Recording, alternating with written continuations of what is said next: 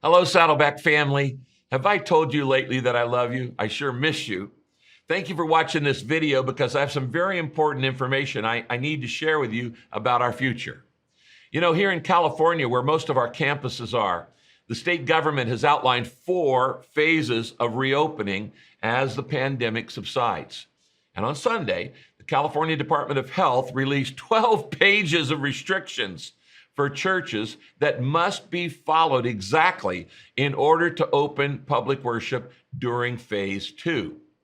Now, there are too many restrictions on the 12 pages to list them all here for you. So I'll just say that many of their suggestions or restrictions or rules are unworkable for all churches. And there are a few of them that are just impossible for large churches like Saddleback. Let me just give you one example.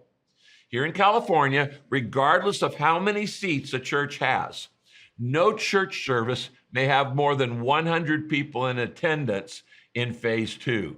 Now, at Saddleback, that would mean that our 20 campuses could serve a total of 2,000 people. And that would mean that the other 28,000 of you out of 30,000 on a typical weekend have to stay at home. Well, that's not going to work for us, okay? Well, we're all eager to gather again for worship. We have decided, for many important reasons, that Saddleback is going to be patient, and we're going to wait for better conditions before resuming our large public gatherings. Now, I'm coming to you in this video as a church family because I want everybody to clearly understand our motivation and our reasons for being patient in reopening when you might see other churches reopening around us. There are 6 big themes that I want you to understand.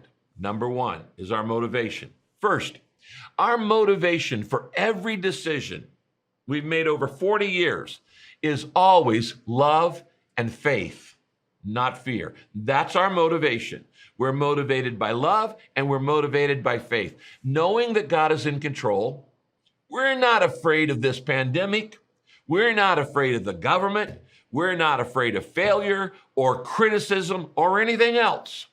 We always act out of love for God and for the people He created. And we also always act out of faith in God's promises. Over the years, 4 scriptures have always guided us through one crisis after another. 2 Timothy 1:7 says, God has not given us a spirit of fear. Instead, He has given us a spirit of power and love and self-control. In other words, we're calm and we're confident and we're loving in our leadership and in our reaction to this crisis. 2 Corinthians 16:14 says, do everything out of love. So we always ask, what's the best for the people that we love and we serve? What's the best? Do everything out of love. Psalm 31:15 is the 3rd verse we rely on. You are my God, and my times are in your hands. In other words, we trust God's timing. We believe God's timing is perfect, and we wait patiently on Him. We're not in a hurry if God's not in a hurry.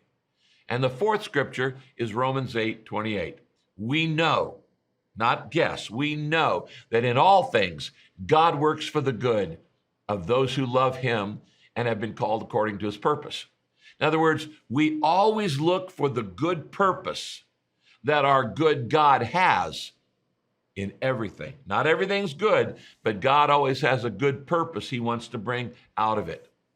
That's the first thing. Our motivation is love and faith. Second, our purpose-driven foundation and structure of our church gives us the stability and the maturity that makes us impervious to storms.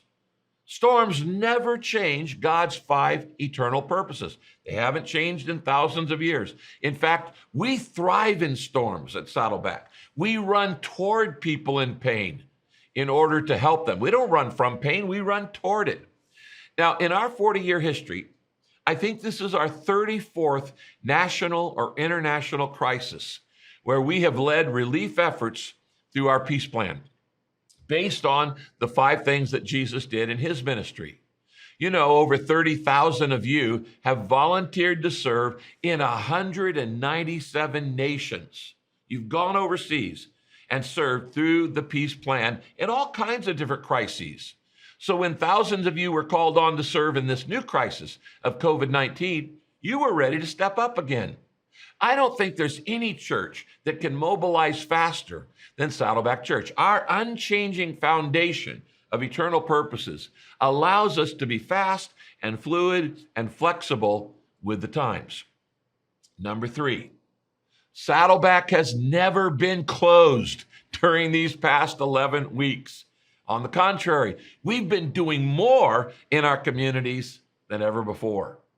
Our buildings have been closed, but the church is not a building. You know that. We are a living, breathing body. The church is a family, not a fortress. We're a people, not a place. We're an army of servants, not an event of attenders. You have been taught many, many times by me and other pastors on our church that a crowd is not a church. Church is so much more than just the weekend service. No, it's what happens during the week. The church operates 168 hours a week, not just for an hour on the weekend. So rather than sit passively through this newest storm, COVID-19, our purpose-driven philosophy has prepared us to instantly mobilize thousands of you, literally tens of thousands, for new serving opportunities in our communities. And the results, frankly, have been astounding or amazing. Let me just give you a little update. In just the 10 weeks since the lockdown began in California, Saddleback has opened 187 new pop-up food distribution centers. We did that because 123 other food pantries in Southern California closed during COVID-19. 123 closed, so Saddleback opened 187 new pop-ups. We already had 3 permanent ones in our peace centers. You know, we normally feed about 2,000 out-of-work families every month before any crisis came along through our 3 permanent peace centers. But this last month, we moved into high gear, turbo gear, feeding over 30,000 families in 1 month, representing 120,000 people. Can you imagine that? We are the go-to relief organization in Southern California. 5 different school districts, the Orange County Board of Supervisors, hospitals, businesses, and many, many other entities have come to Saddleback and asked for our help during this pandemic because that's what a loving church does in action. We are a loving church in action. In the last 10 weeks, you, the members of Saddleback Church, have personally led 2,800 people to Christ through one-on-one, one-to-one witnessing while you were doing different acts of service to people in need in this pandemic. Can you believe that? 2,800 personally led to faith in Christ by an individual member of our church. That's amazing. Last weekend in the message, I read you a list of ideas that you sent to me. I asked you for a list of creative ways that you're sharing your faith, and you sent me 88. Far more people wrote in than that, but I got 88 different creative ideas that you're sharing your faith with your neighbors. And when I read that list to you, I think we were all amazed at the creativity and the innovations in personal witnessing that you are using to love your neighbor during this pandemic. I'm so proud of you. You know, and after reading that list of all those 88 ideas, I thought, where else? Where else are there that many purpose-driven, contagious witnesses? That's a loving church in action. Let me give you another statistic. Over 3,000 new small groups have been started during this pandemic and added to our existing network of 6,010 small groups. So now we have 9,023 small group Bible studies. I can't imagine a church having that many. 9,023 small group Bible studies meeting weekly online now because we can't meet in homes anymore, helping people cope with the stress and the dis-ease created by the disease. That's a loving church in action. Let me give you another stat. Because you love your neighbors and you love your coworkers, you invite them to watch online like no other church. And the result of your caring for other people during COVID-19 is that our attendance has more than doubled in the past 10 weeks. Imagine that. In the first 10 weeks of 2020, this is before COVID-19 hit in America, we were averaging in the first 10 weeks of this year about 45,000 in attendance at weekend worship, about 30,000 coming to our campuses, and about 15,000 watching online. But for the past 10 weeks, we have been in online-only attendance, and we have been averaging over 100,000 people in attendance. Why? Because you're inviting your friends and your neighbors to watch online. And by the way, because you're inviting your friends, neighbors to watch online, 3,451 people have come to know Christ in 10 weeks. 3,451 people have been saved through online services. That's a record in 40 years of Saddleback Church. Now, I want you to understand this. With 2,800 people being led to Christ through your one-on-one witnessing during this pandemic, and 3,451 accepting Christ through your inviting people to watch online, that's, get this, 6,251 new believers brought into our family in just 10 weeks. That's 3 mega churches in 10 weeks. That's a loving family in action. Let me give you another example. We innovated a way to do safe immersion baptisms underwater by appointment while maintaining social distancing. Last night, I baptized another 48 more new believers, which now puts us over 1,000 new believers baptized since the pandemic began. That's a loving church in action. And then think about this. Almost 36,000 older adults and vulnerable people who are sheltered at home, been told to stay at home, they have been contacted personally, over 36,000 of them, by over 2,000 of you who volunteered as care callers or as care writers during this pandemic, giving them a personal call and a personal letter. That's a loving church in action. I really could keep going. In addition to your faithfulness in your weekly online giving, and we're not having any offering plates, it's all online giving. You have given, in addition to your regular tithes and offerings, over $1 million just for food to be distributed to out-of-work people. That's a loving church in action. I really could go on and on about your impact during COVID-19 through our 500 plus purpose-driven ministries that you have created and you lead. But I think you understand that nothing has been shut down in the past 11 weeks except our large group worship. That's the only thing. Number 4, our purpose-driven discipleship system, you know it as CLASS, Christian Life and Service Seminars. CLASS has created a culture of generosity that gives our church great financial stability and strength even in a storm. And through CLASS and all of those courses, Saddleback members become tithers, which means we've never had to resort to any emotional appeals. We've never done that in 40 years. We've never done any fundraising gimmicks to support our church. In fact, Saddleback, you don't know this, but Saddleback during this pandemic was approved and offered $6 million by the government to staff payroll assistance, and we turned it down. Yeah, we turned it down, $6 million. Why? Because we believe it's our responsibility, not the government's, to support our church family, even as we're giving away millions of food in food to families that are outside of our church. We say that government shekels, that's money, always bring government shackles, that's control. It's why we've never accepted any government money for any peace projects, even though everybody else accepts them for humanitarian projects all around the world. What I'm saying is your extraordinary generosity not only shows the maturity of your discipleship and your strong loyalty to our fellowship, but it's allowing us to care for those who've lost their jobs. And that's 32 million people in the whole nation now. And it allows us to wait patiently for the right time to reopen the, quote, crowd service, the weekend service.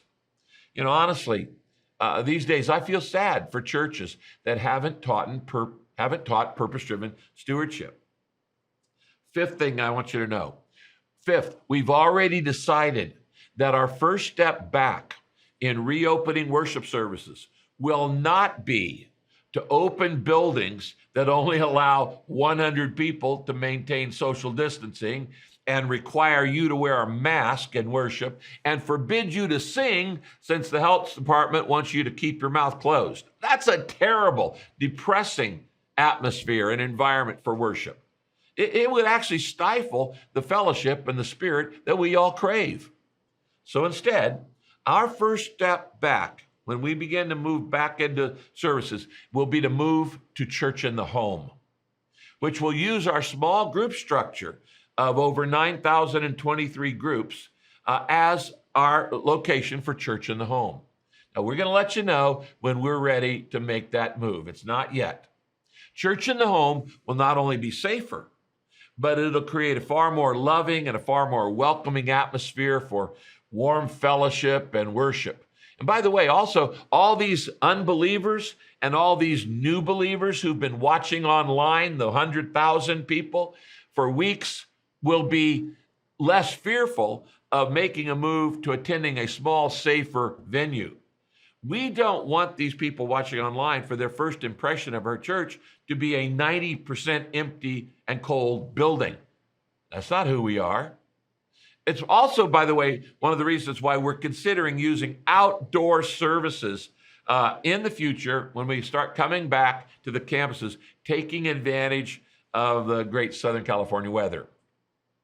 You know, there are only about 5 or 6 other churches the size of Saddleback in America. That's 30,000 plus in attendance. So we're not like 99% of all the other churches.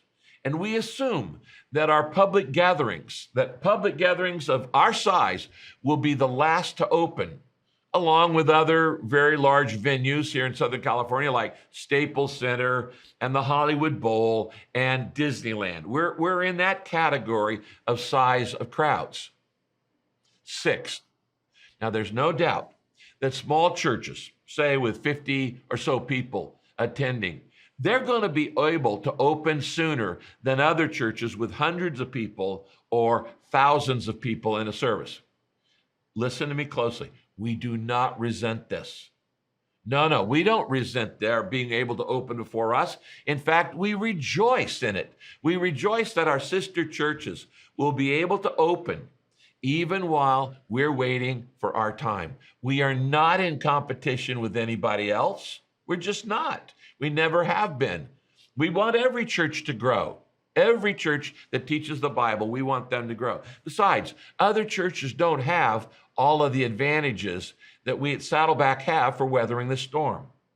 We have a structure for small groups where everybody in our church is in a small group. We have the capabilities for online services. A lot of churches don't have that. By the way, did you know that every weekend, those incredible music videos that you're seeing on the weekend, 100% of them are being shot by iPhones? It's not we haven't bought another TV monitor or another camera. They're being shot by iPhones, all those worship videos. But we have our capabilities for online service. We have our financial strength, which allows us to support a staff to keep serving you during this pandemic. We have our purpose-driven values that focus on what happens during the week, that it's not just about the weekend.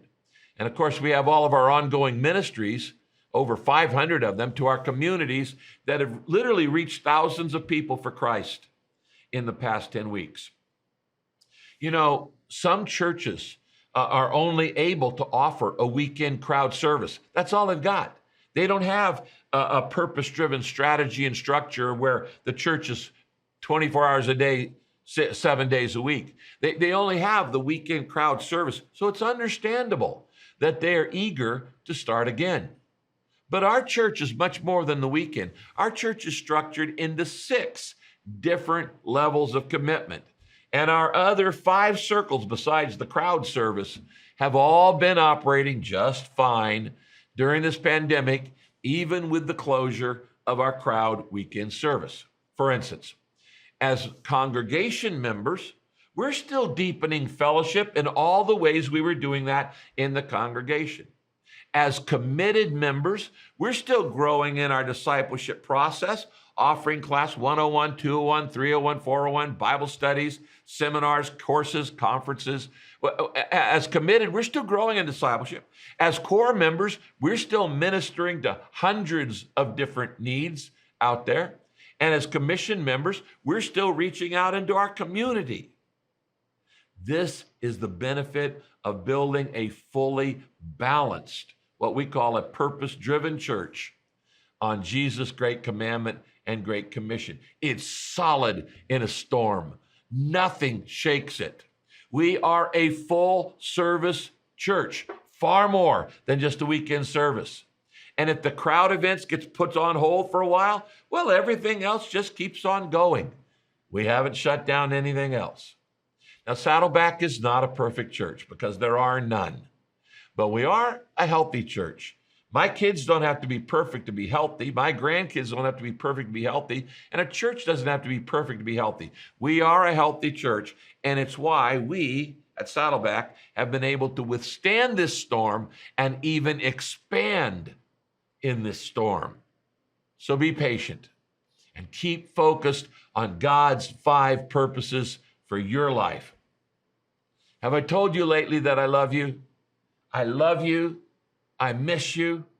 I'm praying for you. And I'm so very, very, very proud of your maturity and your ministry and your mission in the world during this pandemic. God bless you, everybody. We'll see you this weekend.